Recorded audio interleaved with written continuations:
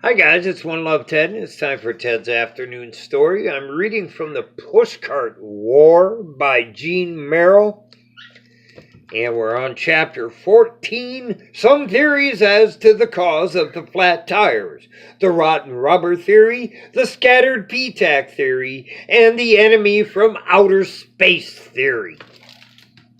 Chapter 14. As the pushcart peddlers had hoped, the truck drivers had no idea what had hit them. They were clearly too many casualties in those first days of the pea shooter campaign to be laid to bad luck. But the truckers did not know who to blame. Big Mo at first blamed the tire company he traded with. He accused the firm of putting rotten rubber in their tires.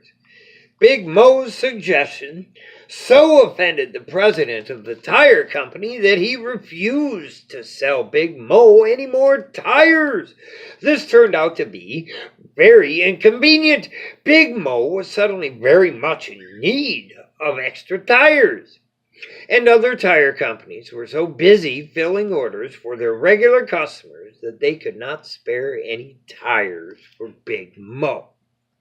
It was curious, but for 3 days, no one who changed a truck tire found the P-pin that had done the damage. Either the P-pins had worked themselves down between the deep grooves in the tires, or the P had broken off by the weight of the tire. It sometimes took 5 to 10 minutes for the air to escape from a punctured tire, so drivers whose trucks were hit while moving often did not discover the damage until they stopped for a light a half a mile from where they'd been hit. Even those few mechanics who found pins and tires did not think them any odder at first than nails or screws or bits of glass that they were always removing from tires. Finally, one sharp-eyed mechanic found a whole undamaged P-pin. And when he extracted 2 more the same day, he began to be suspicious.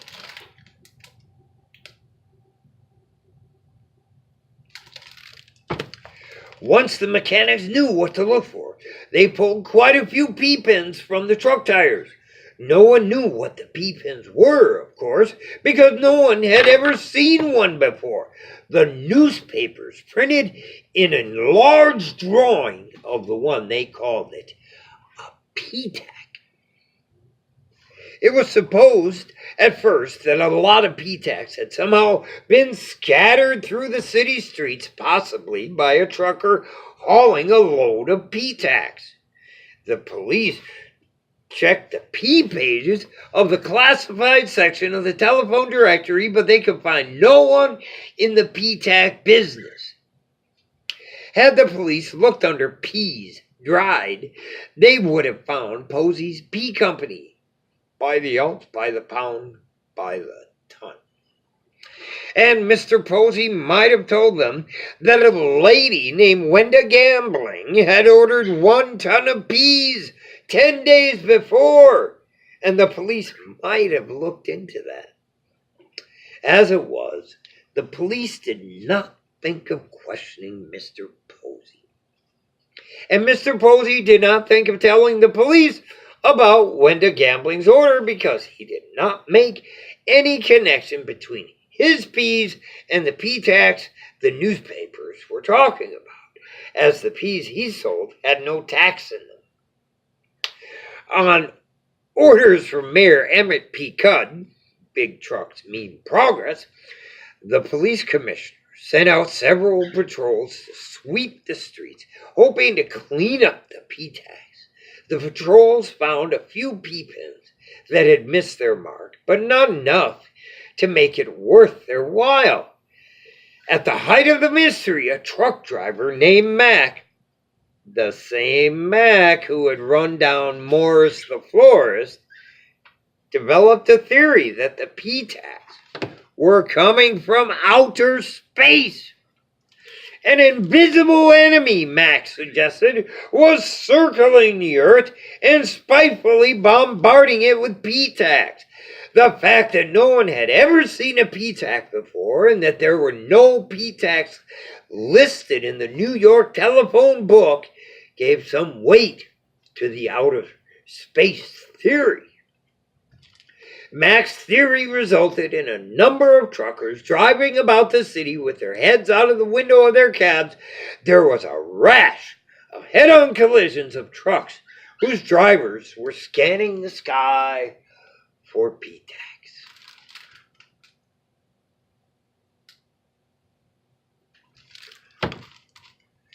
The outer space theory was the most frightening theory so far proposed, as it suggested the additional possibility that the P-tacks might be radioactive.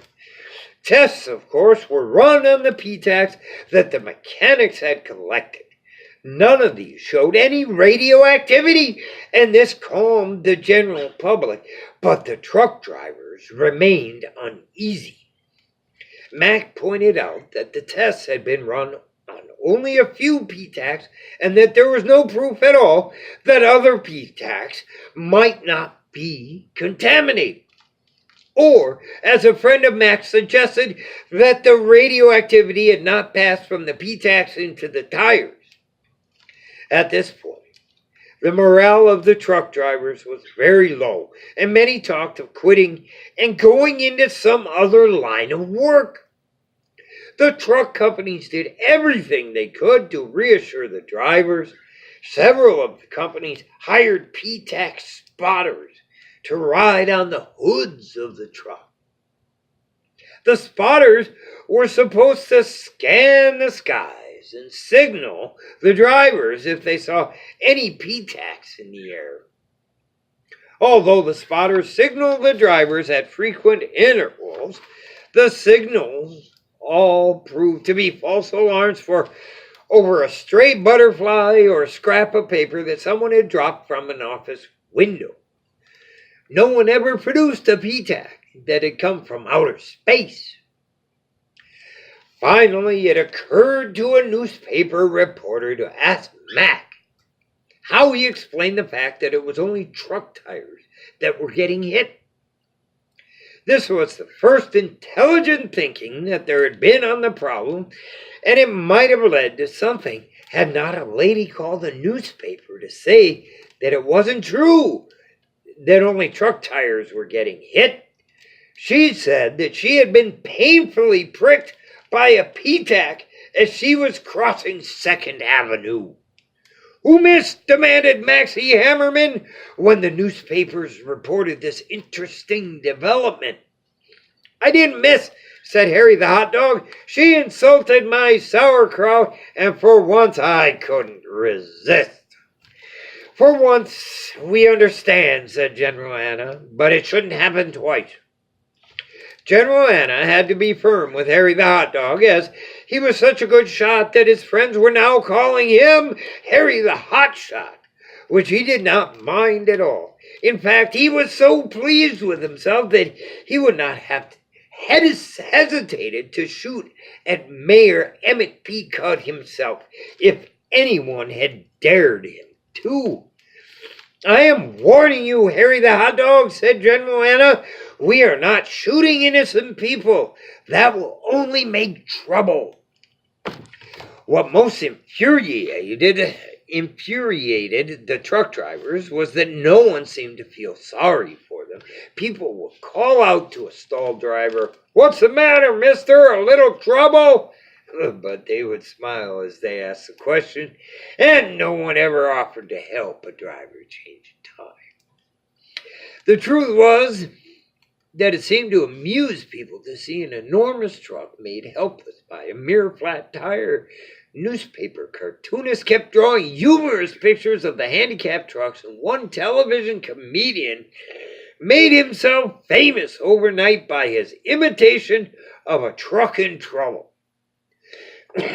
Of course, there was great inconvenience to the city with trucks stalled everywhere, but the trucks had been inconveniencing the city for a long time, and the fact that the trucks themselves were the most inconvenienced by this new development seemed to cheer people, and they did not complain too much. When the breakdowns began, the truck drivers had simply left their trucks in the middle of the streets until they could get mechanics to help them change the tires.